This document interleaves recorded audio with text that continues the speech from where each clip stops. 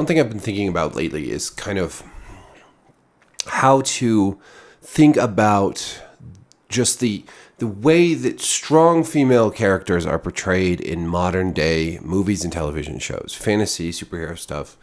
Because there's a wide variety of how strong women are portrayed, but there's two tendencies within modern media that I think are extremely demeaning towards women. There's always been demeaning portrayals of women in media, whether it's just sort of hypersexualized or just, like secondary parts to men. But there's these tendencies in modern cinema or in modern TV to make women one of two sort of archetypes or stereotypes. One is the Mary Sue, right? That's a term that's abused in my opinion. I think a lot of people call female characters Mary Sues that don't actually deserve to be called that. But sort of the female character that's good at everything right away, that everybody likes. There's the Gary Sue, also the male version of this. But I think in Hollywood's attempt to equalize the sexes, to get more strong women into major roles, I think there's this tendency to sort of skip some steps that are fundamental in making a good character and go straight to that tendency to make, well, this is just this awesome character everybody loves, and she can do anything, and she's tough, and and this leads to the sort of the second archetype, which is not necessarily the same as Mary Sue, but the girl boss, right?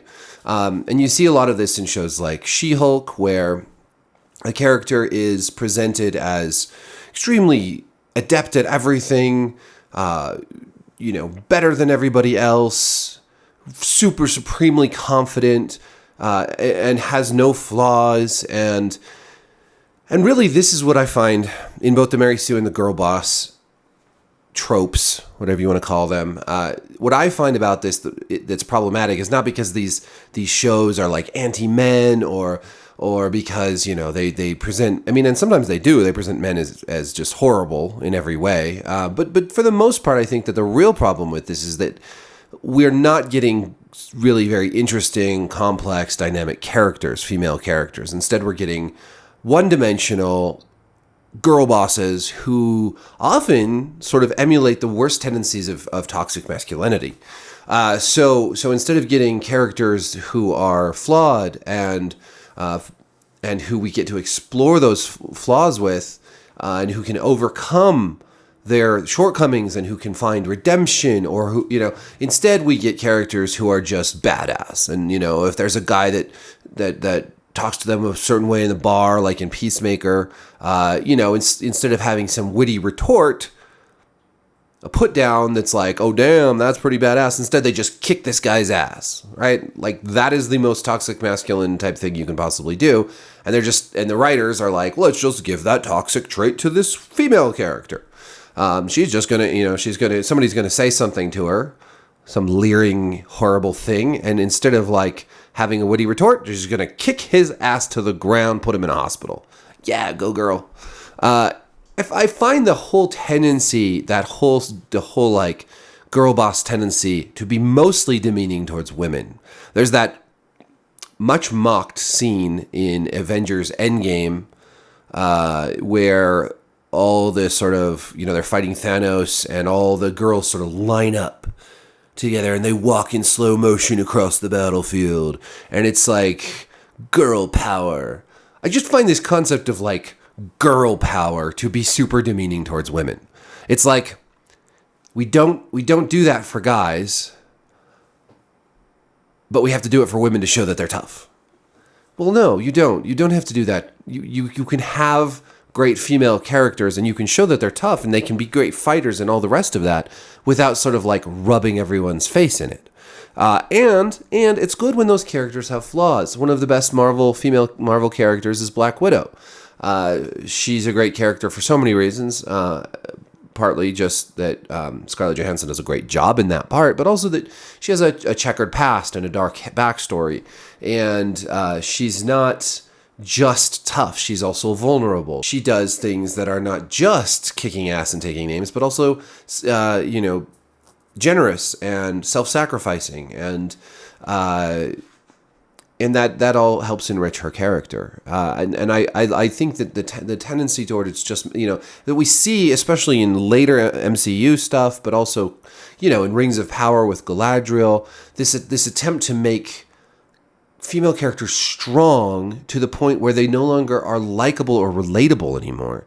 You have in Rings of Power, you have not just Galadriel, but also Bronwyn, who is like a healer woman, but there's almost no attention paid to her healing craft or her role in this community or her backstory or anything to sort of flesh out her character and make her a complex and dynamic human being.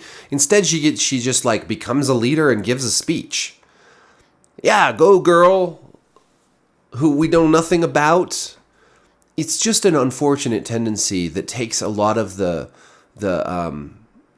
for men or women, if you just present if a character is one-dimensional and you don't give them struggle, you don't give them flaws, you don't give them personalities beyond being tough, being badass, you're not actually creating strong female characters. That's not what a strong character is.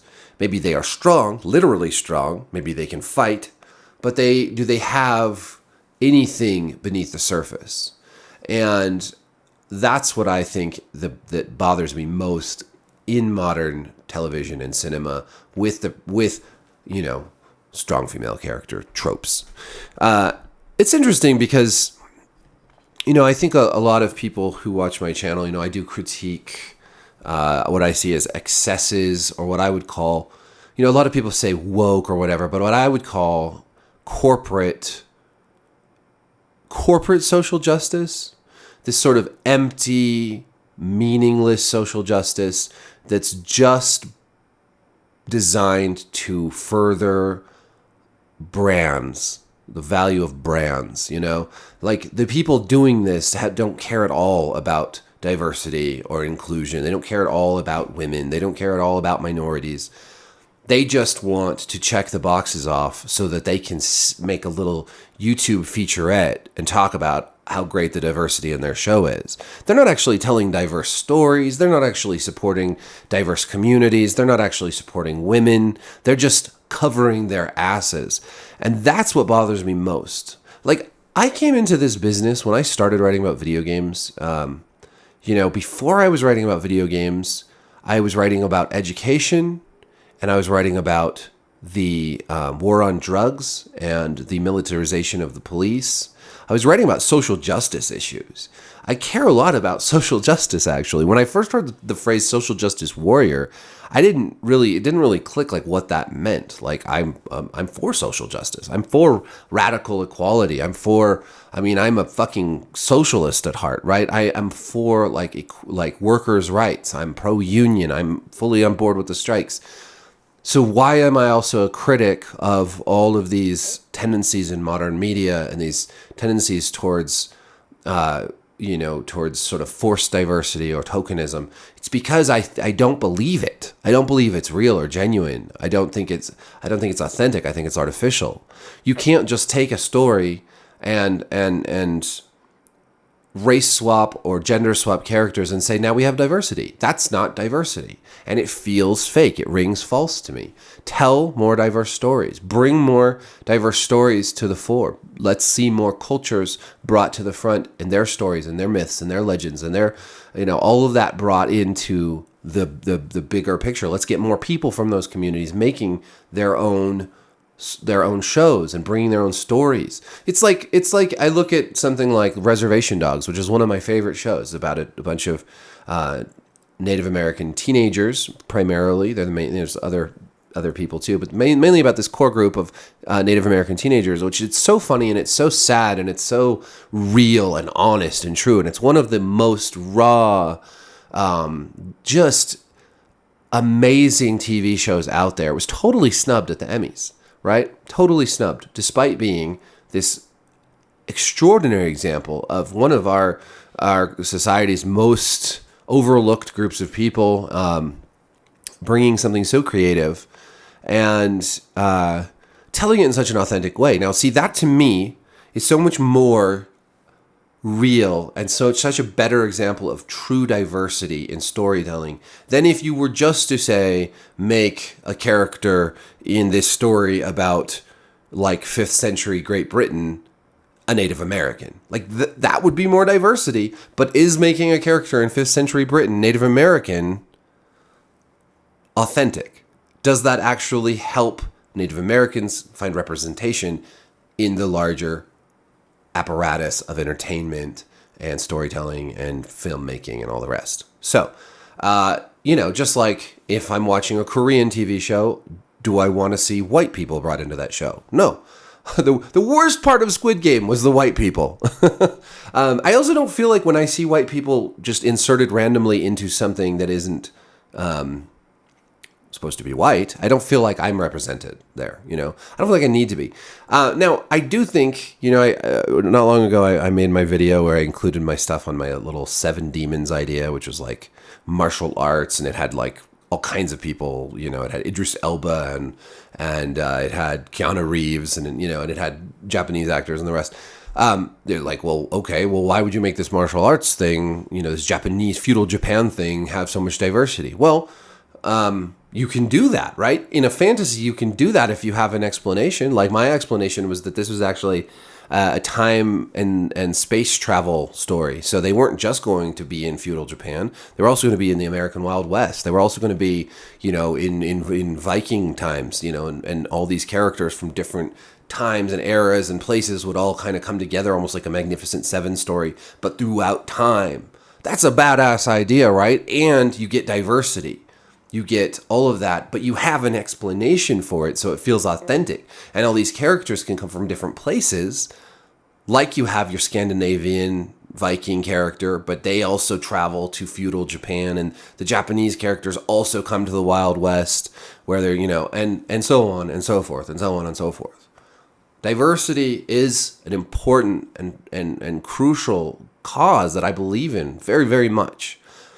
I believe in it so much that when I see these hollow corporate attempts to just sort of pretend to do diversity, just to check off the boxes, I find that very, very offensive. And I feel like a lot of people in media are doing one of two things. There's a lot of people that champion this hollow corporate diversity, and they say, if you don't like it, you must be racist, which I find unfortunate and wrong-headed.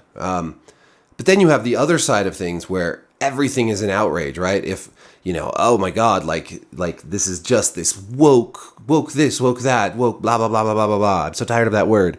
And I think that's also wrong-headed because, look, overall, the tendency towards a more diverse and a more equal world is a good one, right? And you didn't have this kind of backlash like in the 90s when Hook came out and the Lost Boys were black and white and Hispanic and Asian. Nobody even batted an eye at that. That was progress.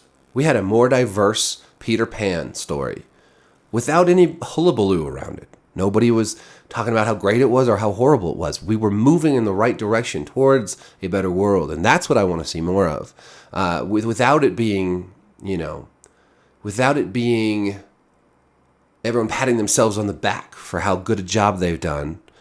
And without people freaking out at any wisp of diversity. Oh no, like I just can't get on board with this the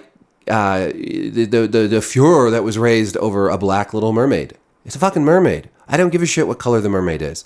What I think was more problematic in that movie was presenting a version of what appeared to be essentially the Caribbean,